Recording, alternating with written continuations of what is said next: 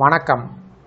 இந்த வீடியோவில் 30/7/2026 சற்று முன் 4% அகவிலைப்படி உயர்வு, புதிய DADR அரியர் தொகை, அரசு ஊழியர்களுக்கு ஹாப்பி நியூஸ் சார்ந்து தகவல் குறித்து விவரத்தை பார்ப்போம்.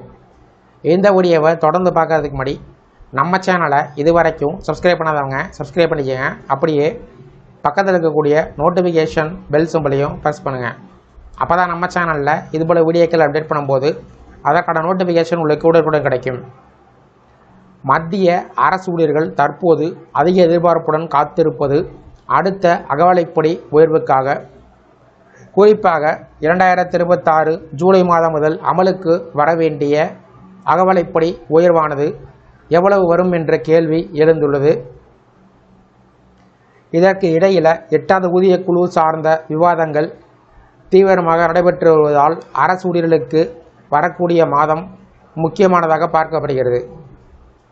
இந்த ஆண்டு தொடக்கத்தில், அதாவது 2026 ஜனவரி முதல் மத்திய அரசு அகவிலைப்படி DA, அகவிலை நிவாரணம் DRஐ 2% உயர்வை அறிவித்தது. உயர்த்தி அறிவிக்கப்பட்ட இந்த அகவிலை நிவாரணம் 2026 ஜனவரி 1 முதல் அமலுக்கு வந்தது. இதன் மூலம் மொத்த DA 58% 60% உயர்ந்தது. இந்த உயர்வு அரசு ஊழியர்களின் சம்பளத்திலும் ஓய்வூதியர்களுடைய வருமானத்திலும் கணிசமான மாற்றத்தை ஏற்படுத்தியது.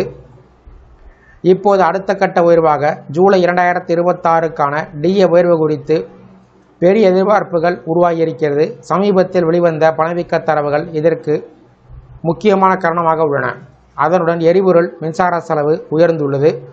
பெட்ரோல், டீசல் மற்றும் CNGகளில் ஏற்பட்ட உயர்வுகள் நடுத்தர வர்க்க மக்களுக்கும் தினசரி பயணிகளுக்கும் கூடுதல் சுமையினை ஏற்படுத்தியது.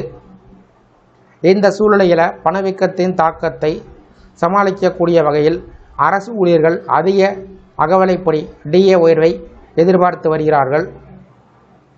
அகவிலைப்படி என்பது பணவீக்கம் காரணமாக ஏற்படக்கூடிய வாழ்க்கை செலவினுடைய தாக்கத்தை குறைக்க அரசு வழங்கும் கூடுதல் தொகை. இது ஊழியர்களுடைய அடிப்படை சம்பளத்தின் சதவீதமாக கணக்கிடப்படும். அதன் காரணமாக அடிப்படை சம்பளம் அதிகமாக உள்ளோருக்கு அதிக அளவில் DA கிடைக்கும். தற்போது கிடைத்துள்ள AICP ஐடிபிடி தரவுகள் அடிப்படையில் ஜூலை 2026 முதல் DA சுமார் 3 முதல் 4% வரை உயர்வதற்கு வாய்ப்புகள் இருப்பதாக கணிக்கப்பட்டுள்ளது. குறிப்பாக மார்ச் 2026 AICP குறியீடு 149.1 ஆகவும், ஏப்ரலில் 149.9 ஆகவும், மே மாதத்தில் 150.8 ஆகவும் இருந்தது. ஜூன் மாதத்தில் 151.7 என்று கணிக்கப்பட்டுள்ளன. கடந்த 12 மாத சராசரி AICP ஐடிபிடி குறியீடை வைத்து கணக்கீட்டு செய்தால் ஜூலை 2026 முதல் 63 அல்லது 64% DA உயரலாம். இது நடைமுறைக்கு வந்தால் மத்திய அரசு ஊழியர்களுடைய மாத சம்பளத்தில் மீண்டும் கணிசமான உயர்வு ஏற்படும். இந்த DA உயர்வு 7வது ஊதிய குழுவின் பரிந்துரையின் அடிப்படையில் கணக்கிடப்படுவது குறிப்பிடத்தக்கது. அதே சமயம் 8வது ஊதிய குழு சார்ந்த அறிவிப்புகள் வர இருப்பதால் அரசு ஊழியர்களுக்கு வரக்கூடிய காலம் பல நல்ல செய்திகளை கொண்டு வரக்கூடும் என்ற நம்பிக்கை நிலைவருகிறது.